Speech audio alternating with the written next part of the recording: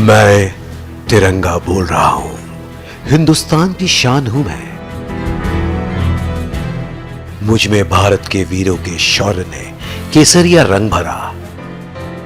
संतों ने शांति का सफेद रंग सजाया और मेरे देश के किसानों ने खेतों की हरियाली दी।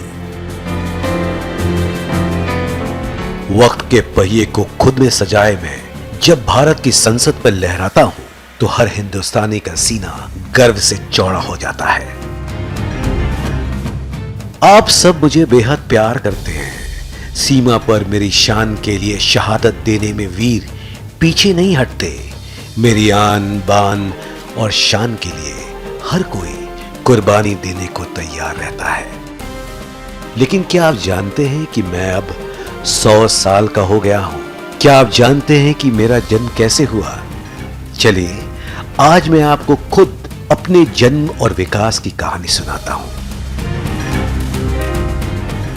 मेरा जन्म इसी विक्टोरिया जुबली म्यूजियम के हॉल में 31 मार्च सन 1921 को कांग्रेस के महाधिवेशन में हुआ था, जब एक देशभक्त कृषि वैज्ञानिक पिंगली वेंकैया ने मुझे महात्मा गांधी को सौंपा था।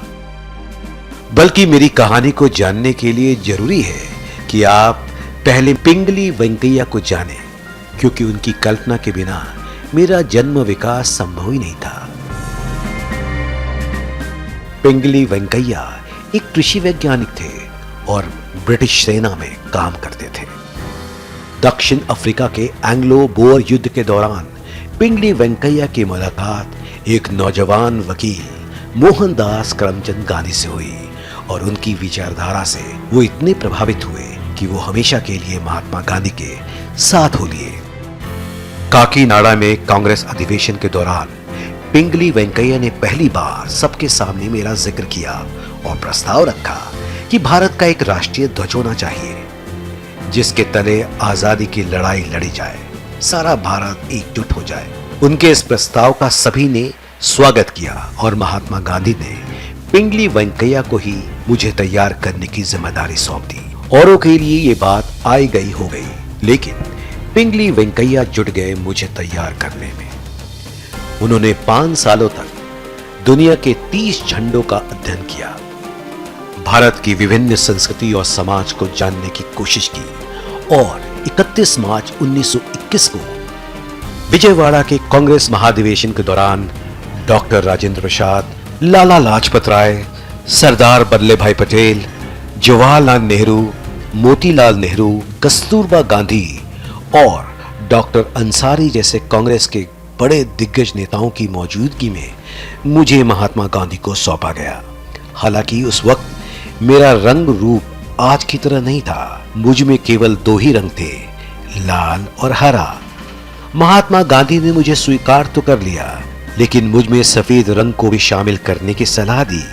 उसके बाद कांग्रेस के सम्मेलनों में मुझे फहराया जाने लगा, लेकिन राष्ट्रीय ध्वज की मुझे आधिकारिक मान्यता नहीं मिली। वक्त गुजरता गया। पिंगली वेंकैया मुझे महात्मा गांधी की सलाह के मुताबिक एक बार फिर तैयार करने में जुट गए और 1931 में कांग्रेस के कराची महाधिवेशन में मैं बिल्कुल नए रंग रूप के साथ सामने आया।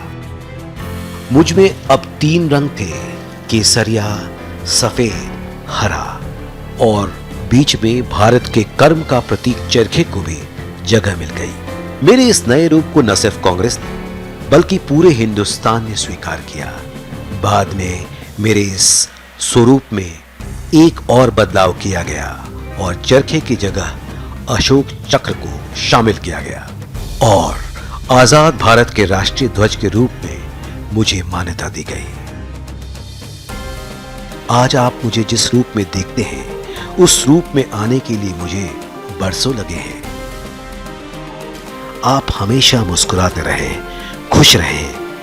आपकी खुशी में ही मैं सदियों लहराता रहूंगा। जय हिंद।